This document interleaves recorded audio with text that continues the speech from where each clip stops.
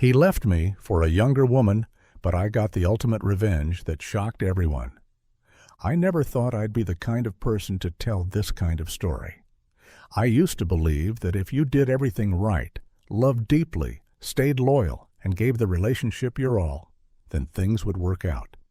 Love was supposed to mean sacrifice, commitment, and forgiveness, wasn't it? That's what I told myself for over 15 years. I built my life around Daniel, my husband, with the kind of trust you only give once. I wasn't perfect, but I was always there. Daniel and I met in our 20s, both of us full of ambition and chasing dreams. He was charming, the kind of man who could command a room with just a smile. He made me feel like I was the only woman in the world, and when he proposed, I thought I'd found my happily ever after. We built a life together. Our small but beautiful house shared vacations and lazy Sunday mornings that felt like they were ours and ours alone. There were plans for children one day, but life had other ideas. A miscarriage in my early 30s shifted that dream, leaving me emotionally gutted. Daniel had been supportive at first, holding me through nights when grief felt unbearable. But looking back, I wonder if that was when things started to crack, when his patience began to wane. We built routines after that.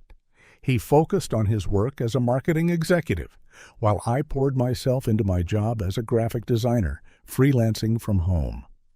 It wasn't the life we originally planned, but it was ours, and I loved it. Or at least I thought I did. Then the small changes started. They were almost invisible at first, easy to brush off if I didn't think about them too hard. Daniel would come home late, claiming to have meetings or new projects. At first, I didn't question it. It was normal for someone in his role to have a busy schedule, right? But he'd stop telling me about his day the way he used to. He'd leave out small details, who he met, what the meetings were about, and it started to feel off. Like a curtain was being drawn between us, inch by inch. When I asked him about it, he'd smile, calm, reassuring. "You worry too much, sweetheart," he'd say, kissing my forehead. And I'd tell myself not to press. He was just stressed, overwhelmed. Everyone goes through rough patches in marriage. This was just a phase. But the little things began to add up. Texts he'd answer with a bit too much privacy, calls he'd take in another room. And there were new habits, sudden ones I didn't recognize. He started going to the gym more, saying he wanted to stay in shape. He'd bought new clothes too, ones that didn't feel like him. At first I admired his dedication to self-care, even joked about how I should join him at the gym. He smiled, that tight smile that didn't quite reach his eyes, and said, "Maybe next time." Somewhere deep inside, I knew something was changing, but I wasn't ready to see it yet. The changes were subtle at first, like tiny cracks in glass that slowly spread until the whole thing shatters. I started noticing more and more inconsistencies. Daniel wasn't just tired or busy.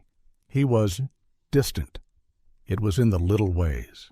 Conversations became shorter, more surface level, as though he were trying to keep me at arm's length.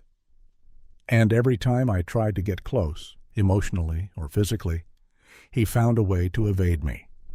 He'd say things like, "I just need some space," or "Work's been brutal, babe, don't take it personally." So I told myself not to. I wanted to believe him. After all, what else could I do? You don't question the man you've spent years building a life with over a few weird moods. But the unease was there, gnawing at me from the inside, and every time I dismissed it, it only came back stronger. The late nights became more frequent. Some nights he wouldn't even bother making an excuse, just a quick text saying he'd be late. No explanation. I started waking up alone in bed more often than not, with nothing but the faint smell of his cologne on the sheets to remind me he'd ever come home at all.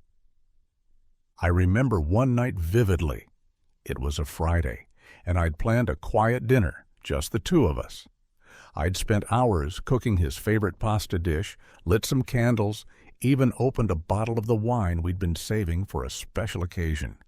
I thought maybe it was what we needed, a night to reconnect, away from the chaos of work and stress. He walked in hours later than he'd promised, reeking of whiskey and cigarette smoke. "Oh, sorry, I forgot to text," he mumbled, barely looking at me. He kissed my cheek absent-mindedly, his lips cold and distant, like they belonged to someone else. The pasta sat untouched on the table. That night I cried in the bathroom while he snored in the other room.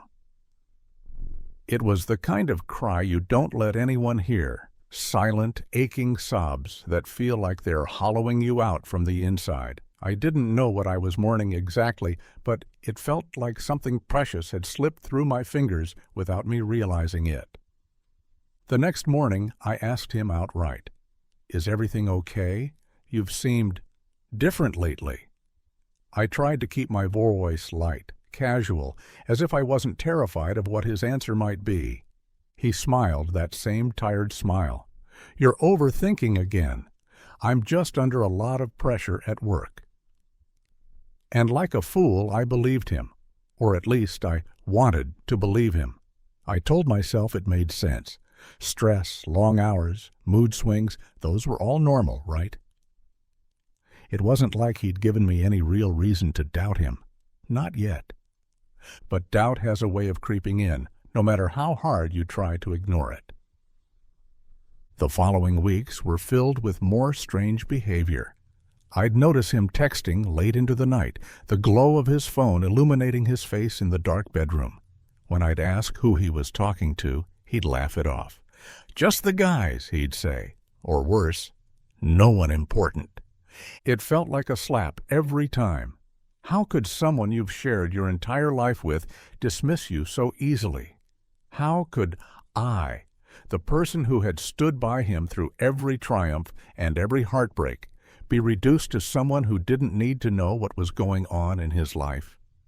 And then there were the weekends, the sudden gym trips, the work events that didn't make sense. One Saturday, he told me he had to meet a client for brunch, something that struck me as odd. His clients weren't the brunch type, and when I suggested coming along, he got defensive, almost annoyed. "It's a work thing, not a social hangout," he snapped, brushing me off. That was the first time I felt anger bloom beneath the sadness. Not just sadness for myself, but frustration at the version of Daniel I was now faced with. This stranger wearing my husband's face. The following weekend, I noticed something new. A bottle of expensive cologne tucked away at the back of his drawer. I hadn't seen it before, and Daniel wasn't exactly the kind of guy to splurge on luxury items for himself. "New cologne?" I asked one morning, trying to sound playful, curious. He shrugged. "A gift from a client." A client, of course. That's what everything had become, a convenient excuse wrapped in half-truths. It was becoming harder and harder to tell what was real anymore. Then came the locked phone. It happened one night while we were watching TV, or rather, while I was pretending to watch TV. His phone buzzed on the coffee table, and I instinctively glanced at the screen. Just a name, Olivia, with a heart emoji next to it. Before I could react, Daniel snatched the phone and slipped it into his pocket. I felt my stomach drop. He looked at me, his expression unreadable. "It's just someone from work," he said quickly. Too quickly. I forced a smile, but inside something cracked. It was the kind of crack that doesn't heal, the kind that keeps spreading until everything falls apart. After that, the doubts consumed me. I started noticing every detail, how often he smiled at his phone, the way he'd pull away when I tried to ask him about his day. Every time he said her name, Olivia, It felt like a needle slipping beneath my skin. He'd say it so casually, as if it meant nothing, but I knew better. I felt it. I tried not to jump to conclusions. I told myself it was all in my head, that I was being paranoid. But the problem with suspicion is that once it takes root, it's almost impossible to uproot. And then came the night I decided I couldn't ignore it any longer. Daniel had gone to bed early, and for once, he left his phone unattended on the nightstand. My heart raced as I stared at it, debating with myself. I knew it was wrong to invade his privacy, but I also knew that if I didn't look, the not knowing would eat me alive. So I did it. I grabbed his phone, my hands trembling, but the lock screen stared back at me, mocking me. A new password! That's when I knew for certain. He was hiding something big. I knew deep down that something was wrong, but knowing it and proving it were two different things. After that night with the locked phone, I became obsessed. I was like a detective who didn't want to solve the case, but couldn't stop following the clues. Every look, every text, every unexplained absence, it all became part of a puzzle I hadn't yet figured out. I hated the version of myself I was becoming. I wasn't the kind of person who snooped or spied. I'd always prided myself on trusting Daniel. But trust only works when it's mutual, and mine had started to rot from the inside out. The breaking point came on a Thursday afternoon. Daniel was at work, and I was sitting at home, scrolling mindlessly through my emails. That's when I saw it. An automatic notification from our shared bank account. A jewelry purchase. I blinked, trying to make sense of it. Daniel had bought jewelry, something expensive, from a boutique I didn't recognize. My birthday was months away, and we didn't have any anniversaries or special occasions coming up. My chest tightened as realization set in. That jewelry wasn't for me. I stared at the screen, my mind racing. This was it, proof that I wasn't just imagining things. But I needed more. I couldn't confront him with just a bank statement. He'd deny it, twist it into something innocent. No, I needed something undeniable. And so, with a sick feeling in my stomach, I decided to take things a step further.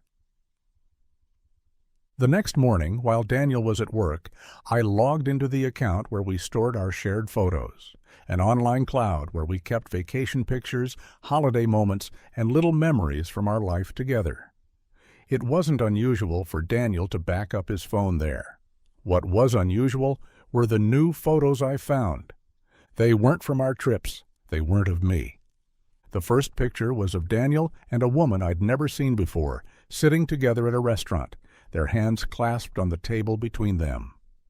She was young, mid-20s at most, with sleek brown hair and bright, eager eyes. Olivia. I didn't need to ask. I knew it was her. I clicked through more photos, each one a dagger to the heart. There were pictures of them at the beach, laughing under the sun. Pictures of them at a bar, her arm draped over his shoulder as if she belonged there. And then there were the selfies. Intimate shots taken in places I recognized. Our car, our kitchen, our bed. That was when I felt it. A hot, searing wave of betrayal so strong that I thought I might vomit. He had brought her here, into the home we had built together. It wasn't just an affair, it was an invasion, a complete erasure of everything we'd shared. I sat there, numb, as the photos blurred in front of me. I wanted to scream, cry, throw something, anything to make the pain stop. But instead, I just sat quietly, staring at the evidence, letting the betrayal sink in. Hours passed in a daze. When Daniel finally came home that night, he greeted me with a kiss on the cheek, like nothing had happened, like he hadn't been spending his days with another woman, making a fool of me behind my back. I didn't say anything at first. I couldn't. The words felt too heavy to speak, but I knew that I couldn't pretend any longer. The next day, I decided to follow him. I needed to see it for myself, needed to witness what I already knew in my heart was true. If there was any hope of saving what we had, or of finding closure, I had to confront the truth head on. So I waited until he left for one of his work meetings and trailed him in my car, staying a few cars behind to avoid suspicion. My heart pounded in my chest as I followed him through the city, my hands gripping the steering wheel so tightly my knuckles turned white. He drove to a hotel, not a fancy one, just a discreet place on the edge of town. I parked a short distance away, watching as he got out of the car. A moment later, she appeared. Olivia! She walked up to him, smiling like he was the love of her life, and kissed him full on the lips. It felt like someone had poured ice water over my heart. They disappeared inside the hotel, and I sat there, paralyzed with rage and grief. My hands shook violently on the steering wheel, and for a moment I thought I might drive away, just leave, and never look back. But something inside me snapped. I wasn't going to leave quietly. Not this time.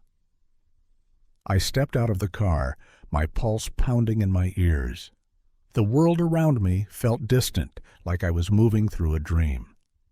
I marched across the parking lot, my footsteps heavy with purpose. The lobby was quiet when I entered, the receptionist barely glancing up from her desk. I didn't stop to think. I just walked straight to the elevator and pressed the button, my fingers trembling. I knew where they were. I'd seen the room number on Daniel's keychain when he got out of the car. Room 214. The elevator ride was agonizingly slow, my heart hammered in my chest, my breathing shallow. Every second felt like an eternity. When the doors finally opened, I stepped into the hallway, my feet moving on autopilot. I reached the door to room 214, my hand hovering over the doorknob. And then, without giving myself a chance to reconsider, I knocked. There was a moment of silence, long enough for my mind to race through every possible outcome. Maybe they wouldn't answer. Maybe they'd try to lie, to explain it away. But then the door opened, and there they were. Daniel stood frozen, his shirt half unbuttoned, his face a mask of shock and guilt. Behind him, Olivia sat on the edge of the bed, wearing nothing but a hotel robe. For a moment, none of us spoke. The air was thick with tension, every unspoken word hanging between us like a storm cloud waiting to burst. "Surprised to see me?" I said, my voice cold and steady. Daniel opened his mouth to speak, but no words came out. His eyes darted between me and Olivia, panic setting in. I felt a strange sense of calm wash over me, a clarity I hadn't felt in weeks. The truth was out in the open now. There were no more lies to hide behind, no more excuses to give. "Enjoy your little getaway," I whispered, my voice dripping with venom. Then I turned on my heel and walked away, leaving them both standing there, stunned and speechless. But this was far from over. The drive home felt surreal, like I was floating outside my body, watching myself go through the motions. My hands gripped the steering wheel, but I barely registered the road ahead. Every thought, every breath was consumed by the scene I had just witnessed. It felt like my entire world had collapsed, and all I could hear were the echoes of betrayal ringing in my mind. Daniel and Olivia, in a hotel room, together. When I reached the house, I sat in the car for a long moment, staring at the front door as if it were a stranger's home. How many times had I walked through that door, believing that what waited on the other side was a safe place, a sanctuary? Now it felt like a prison. But I wasn't going to be the one locked inside. Not anymore. That night, Daniel didn't come home. He didn't even bother with an excuse this time. And that was fine. I needed time to think, to plan. The next day, I was ready. I could have waited, could have let the confrontation simmer until Daniel finally decided to show his face. But no, I wanted it done. I wanted it now. I texted him, "We need to talk, now. I know everything." It didn't take long for him to reply, "I'll be home soon." For once I believed him. When he walked through the door an hour later, I was waiting in the living room, perched on the edge of the couch with my arms crossed. Daniel looked wary, his expression carefully neutral, like a man walking into a minefield. He set his keys down on the counter, then turned to me with that same tired smile, the one he'd used to brush me off so many times before. "What's going on?" he asked, as if he didn't already know. I stood up slowly, my heart hammering in my chest. "Don't," I said, my voice low and sharp. "Don't you dare pretend you don't know what this is about." His face flickered, just for a moment, with something like fear. And then, just as quickly, it was gone, replaced by that infuriatingly calm expression he always wore when he thought he could talk his way out of trouble. "Listen," he began, raising his hands as if I were some wild animal he needed to soothe. "I can explain." "Explain?" I snapped, cutting him off. "Explain what, exactly? The jewelry you bought? The locked phone? Or how about the hotel room you just left with Olivia?" His mouth opened, but no words came out. For the first time, Daniel looked genuinely lost. "Yeah," I continued, my voice trembling with anger. "I followed you. I saw you with her. And now you're going to tell me the truth. No lies, no excuses, just the truth." Daniel's shoulders slumped, and for a moment, he looked like the man I had fallen in love with all those years ago, tired, defeated, and utterly broken. But that man was a lie, just like everything else between us. "Okay," he whispered. "Okay, you're right. I've been seeing Olivia. It just happened. I didn't plan for any of this, I swear." I let out a bitter laugh. "You didn't plan it? So what? She just tripped and fell into your bed? Is that what happened, Daniel?" He winced, but I didn't care. I wanted him to feel every ounce of the pain he'd caused me. "You don't understand," he said, running a hand through his hair. "I didn't want to hurt you. I needed something different, something new." "Something new?" I repeated, my voice rising. "After everything we've been through, you throw it all away for some fling with a 20-something? "It wasn't just a fling," he muttered, and the words hit me like a slap. I took a step back, trying to steady myself. "So, what now?" I asked, my voice hollow. "You leave me for her? Is that the plan?" Daniel hesitated, and in that moment I saw the truth in his eyes. He wasn't going to say it, not out loud, but it was there, plain as day. He was already gone. "Unbelievable," I whispered, shaking my head. "You were just waiting for the right time to leave me, weren't you? Planning your escape while I sat here, making dinner and pretending everything was fine." "It's not like that," he insisted, but his words felt empty. "Then tell me what it's like, Daniel. Tell me why you think you can just walk away from everything we built without a second thought." "I didn't want it to end like this," he said softly. "But people change. We changed. "You chose this," I interrupted, my voice trembling with rage. "You chose her." For a moment we just stood there, staring at each other across the chasm that had opened between us. And in that moment I realized something. Daniel wasn't sorry. Not really. He was sorry he got caught. He was sorry that his carefully constructed lies had come crashing down. But he wasn't sorry for what he'd done. And that was when the anger boiled over. "You think you can just waltz off into the sunset with your little girlfriend?" I said, my voice shaking with fury. "Think again. I'm not going to let you walk away from this unscathed." Daniel's eyes narrowed, and for the first time I saw a flicker of something dark and calculating beneath the surface. "What do you want from me?" he asked quietly. "I want you to suffer," I whispered, the words slipping from my lips like a vow. "The way you made me suffer." He stared at me, stunned into silence, and then, slowly, he shook his head. "You don't mean that." "Oh," I said, my lips curling into a cold smile. "I mean every word." After Daniel left the house that night, I sat in silence for hours, the weight of everything pressing down on me like a lead blanket. I had finally confronted him. The truth was out. And yet, instead of relief, I felt hollow inside, like all the fight had been drained out of me. He was gone. He had chosen her. The man I had loved and sacrificed for, through miscarriages, financial struggles, and sleepless nights, wasn't mine anymore. Maybe he never had been.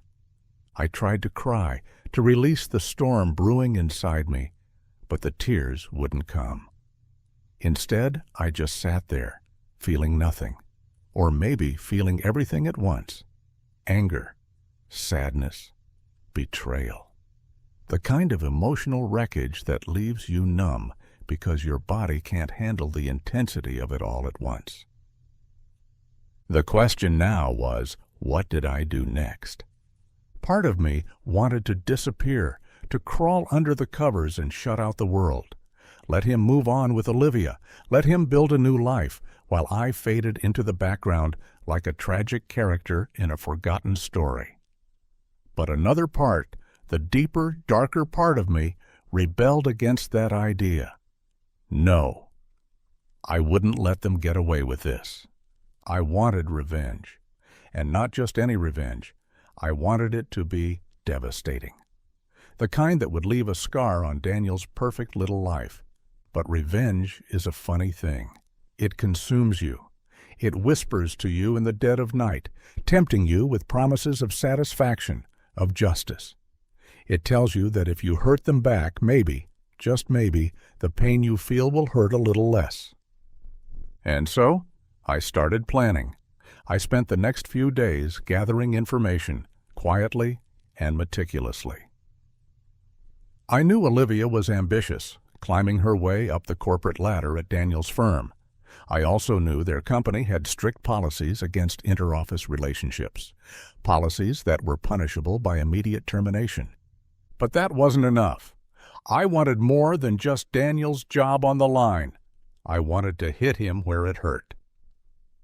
I reached out to Olivia's boyfriend, Greg. Yes, she had a boyfriend, something Daniel had conveniently failed to mention. When I contacted Greg, he was understandably confused at first, but once I told him everything, the confusion turned to rage. We met for coffee a few days later, and the two of us devised a plan. We decided to make the truth public, loud, and humiliating. Greg had photos of Olivia and Daniel together, ones Olivia had sent him before she stopped replying to his messages. And I had emails, bank statements, and evidence of the jewelry Daniel bought for her. Together, we would expose their affair at an upcoming company event, a gala where everyone from their firm would be present, including their bosses. It was perfect. The night of the gala, I dressed to kill, literally. I wore a sleek black gown that hugged my figure in all the right places, with a pair of diamond earrings Daniel had given me years ago.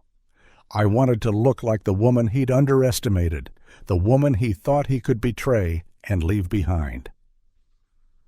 Greg and I waited outside the ballroom, watching as Daniel and Olivia arrived together, arm in arm, laughing like they didn't have a care in the world.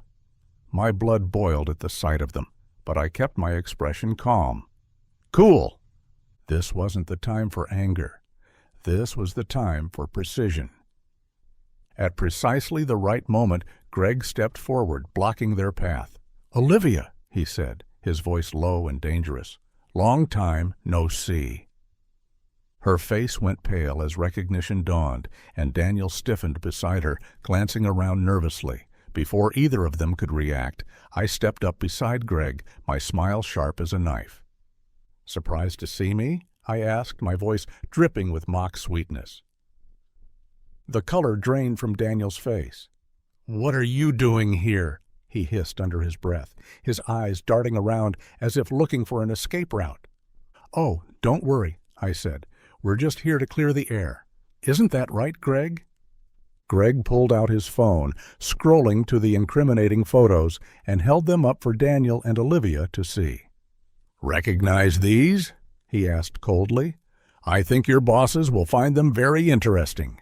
The look on Daniel's face was priceless, pure panic mixed with the dawning realization that his perfect little world was about to come crashing down.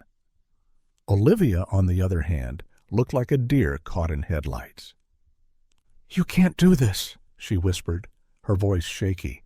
"Oh, we can," I said, "and we will." With that, Greg marched into the ballroom, phone in hand, ready to expose them in front of everyone. Daniel grabbed my arm, desperation written all over his face. "Please," he whispered, "don't do this. We can talk. We can fix this." I leaned in close enough that he could feel the ice in my words. "You should have thought about that before you threw me away."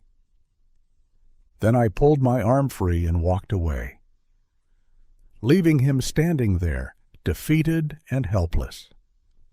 The fallout was spectacular. By the end of the night, Daniel and Olivia were both escorted out of the gala, their reputations in tatters. The next morning, Daniel was fired. No severance, no recommendations, just a swift and humiliating exit. Olivia didn't fare much better. She was demoted and ostracized by her colleagues, her once bright future dimmed by scandal. But that wasn't even the best part. The jewelry? I sold it. Every last piece he had ever bought for me. And with the money, I booked myself a solo trip to Italy, a place I'd always dreamed of visiting, but never did, because Daniel didn't have the time. As I stood on a cliffside overlooking the Amalfi Coast, the sun setting in the distance, I felt something I hadn't felt in months. Peace. Revenge hadn't healed me, not entirely, but it had given me closure. It had reminded me of my worth, of the life I could build without Daniel, and that was enough. In the weeks after the gala, life shifted in ways I didn't expect. The anger that had fueled me for so long began to fade, leaving room for something softer. I didn't feel triumphant or giddy from Daniel's downfall. I just felt free, like I could finally breathe again without the weight of betrayal pressing on my chest. Daniel tried to reach out a few times, of course. He sent apologetic texts, begged for a chance to explain himself, but I didn't reply. There was nothing left to say. He had made his choice, and I had made mine. From what I heard through mutual friends, those who didn't immediately drop him, Daniel was struggling to rebuild his life. No job, no reputation, and no Olivia either. She had abandoned him not long after the scandal, realizing that being with him came with too many complications. He'd gambled everything for her and lost it all. I won't lie, it felt satisfying to know that, but it wasn't the satisfaction I thought it would be. Revenge had burned bright and fast, but now that the flames had died down, all that remained was quiet acceptance. The kind that comes when you finally let go of something that's been weighing you down. Italy had been exactly what I needed. Wandering through cobblestone streets, eating gelato by the Trevi Fountain, watching the sunset over vineyards, it was like rediscovering the parts of myself I had forgotten during the years I spent pouring everything into Daniel. I felt alive again, not because I had gotten revenge, but because I had chosen me for the first time in a long time. When I returned home, I started making changes. I got a new haircut, something daring and short, a style I'd always wanted but never tried because Daniel preferred long hair. I redecorated the house, stripping it of every trace of the life we'd shared. I painted the walls a soft lavender, filled the rooms with plants, and bought furniture that felt like me. Every change, no matter how small, felt like reclaiming a part of myself. I started seeing a therapist too. At first, I went because I wanted to make sense of the anger and sadness. But over time, the sessions became something more, a place to reflect on my life, my choices, and what I wanted moving forward. I learned how to forgive myself for staying in a relationship that had been crumbling long before the affair. And eventually, I learned how to forgive Daniel, not for his sake, but for mine. Forgiveness didn't mean forgetting, though. It didn't mean I would ever let him back into my life, but it meant releasing the bitterness, the need for revenge. It meant choosing peace over resentment. Months passed, and slowly, the wounds began to heal. I found joy in little things: morning yoga classes, new friendships, spontaneous weekend trips. I started dating again, too. Nothing serious at first, just casual dates with men who made me laugh. It felt strange at first, opening myself up to the possibility of love again, but it also felt good, like stepping into the sunlight after years of living in the shadows. And then one day, I realized something. I wasn't just moving on, I was moving forward. Daniel would always be a part of my past, but he didn't define my future. I did. And for the first time in years, that future felt bright. One evening, as I sat on the porch with a glass of wine, watching the sun dip below the horizon, I thought about everything I had been through: the betrayal, the revenge, the heartbreak. It had been an emotional roller coaster, no doubt, but it had also been a journey of rediscovery, of learning how to love myself again. And in the end, that was the greatest revenge of all. Not the scandal or the humiliation or the fallout from the affair. No. The ultimate revenge was this: I had survived, I had thrived, and I had built a life that was better, richer, and more beautiful than anything Daniel could have ever given me. I smiled to myself, the kind of smile that comes from knowing you've made it through the storm and found peace on the other side. Let Daniel have his regrets. Let him carry the weight of his choices. As for me, I was free. And that, I realized, was all the revenge I would ever need.